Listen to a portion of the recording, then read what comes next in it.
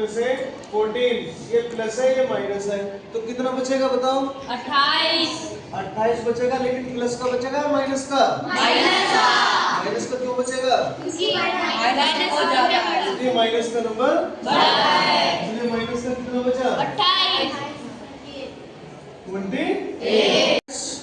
आज हम सीखेंगे कैलकुलेशन। कैलकुलेशन सब बच्चों को सीखना बहुत जरूरी है। कैलकुलेशन के बिना दिमाग खराब ही रहता है। किसी भी एग्जाम में बैठोगे, अगर मैथ का क्वेश्चन सोल्व करना है तो कैलकुलेशन की बहुत ज्यादा जरूरत पड़ती है, समझिए। तो यहाँ पे पहला क्वेश्चन है, देखो सबसे पहली कैलकुलेशन हमें ये सोल्व करना है। तो हमें क्या करेंगे, सबसे पहले हम देखेंगे पॉजिटिव कौन कौन सा है। तो ये पॉजिटिव है, एक ये पॉजिटिव है, तो 92 और 6 कितना हो गए? 98। फिर माइनस वाले देखने हैं, हमें क्या देख रहे हैं? माइनस वालों में -4, -5, -9 हो गया नहीं हुआ? ठीक है। अब देखो प्लस वालों में से माइनस वाले माइनस कर देंगे तो कितना बचेगा? देखो 18 में से हो गए, तो ये बच जाएगा 89। प्लस का बचेगा क्योंकि प्लस वाले ज्यादा है, ये ध्यान रखना है। समझ में आ गई बात? ठीक है। अब देखो जैसे यहाँ पे देखो, यहाँ पे सबसे पहले प्लस प्लस वाले ढूंढो। 8 प्लस का है और 6 प्लस का है। 8 और 6 कितना हुए? 14। उसके बाद हमें देखना है माइनस माइनस वाले कौन से। उसके बाद क्या देखना है? माइनस से तो 12 है, एक माइनस का 30। तो 30 और 12 कितने हुए? 42। लेकिन होंगे माइनस के ही। होंगे माइनस के 42 हो गए। अब ध्यान से देखना है, 42 में से 14, ये प्लस है ये माइनस है, तो कितना बचेगा बताओ? 28 बचेगा, लेकिन प्लस का बचेगा माइनस का? माइनस का क्यों बचेगा? इसलिए माइनस का नंबर इसलिए माइनस का कितना बचा? 28। ये इसका आंसर हो गया। समझ में आ गई बात?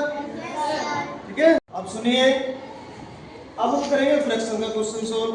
ठीक है, जिसमें फ्रैक्शन आ गई और ये कैलकुलेशन आ गई, मैथ्स में तो कभी प्रॉब्लम से आने वाली नहीं है, समझ गए? अब हम फ्रैक्शन को सोल्व करते हैं। तो फ्रैक्शन का सबसे पहला स्टेप हमारा क्या होता है? एलसीएम लेना। क्या होता है? एलसीएम। 3, 5 और 6 का एलसीएम ले लो। 3, 5 और 6 का एलसीएम लेना सब बच्चों को आना चाहिए भाई। एलसीएम लेने के लिए सबसे जरूरी है हमें टेबल आना। कम से कम हर बच्चे स्टूडेंट्स के 10 तक टेबल तो बिल्कुल पक्का याद हो। कितने तक? जैसे पहले यहाँ पे 2 से करो इसे डिवाइड, तो या 3 से कर दो। 3 3 बन जाए 5 नहीं कटेगा इससे, 3 2 जा 6। इसके बाद फिर 2 से करेंगे 1 5 और 1। उसके बाद 5 से डिवाइड करेंगे 1 1 1। जब तक नीचे 1 1 ना आ जाए तब तक करते ही जाएंगे, समझ गए? अब ये 1 1 बनाया, अब क्या करना है? तो इसका एलसीएम कितना आ गया? एलसीएम आ गया मेरे बच्चों 3 × 2 × 5। 3 2 जा 6, 6 5 जा 30। दोनों आया ना? अब 30 को लिख लिया नीचे। क्या लिख लिया? नीचे। अब जो पहले वाली फ्रैक्शन है उसका डिनोमिनेटर देखना है।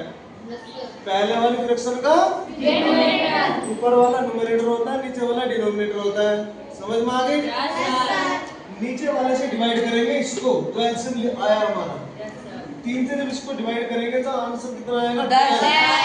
तो यहाँ पे मैं 2 कर लेता हूँ, तो यहाँ आएगा 10। 10 के ऊपर मल्टीप्लाई करेंगे, फिर इसमें 1 मल्टीप्लाई कितना हुआ? 10 प्लस फिर 5 से इसको डिवाइड करेंगे, कितना आएगा? 5 से इसको डिवाइड करेंगे 6 आएगा, और 6 की मल्टीप्लाई कर देंगे 2 में ऊपर, तो 6 की मल्टीप्लाई 2 में माइनस। उसके बाद 6 से डिवाइड करेंगे इसको, किससे करेंगे? 6 से। और 6 की मल्टीप्लाई 6 से डिवाइड करने के बाद कितना आएगा? 5। 6 5 से 30 नहीं होते? या 5 5 की मल्टीप्लाई कहाँ करेंगे? 1 में। 1 × 5। अब ध्यान से देखो, 10 बन जा 6 2 जा 5 बन जा 5। अब ध्यान से देखना है कि 30 आया नीचे। उसके बाद प्लस प्लस वाले देखो, वही तो कैलकुलेशन यहाँ की होगी ना यूज। 10 और 12 कितना हो गया? 22। 22 में से जब 5 जाएंगे तो बचेंगे 17। और 17/30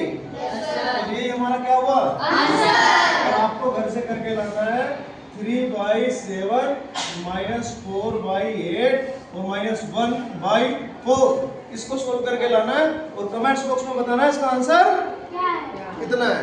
ठीक है, ये वीडियो देखना ना भूले और कर देना चैनल को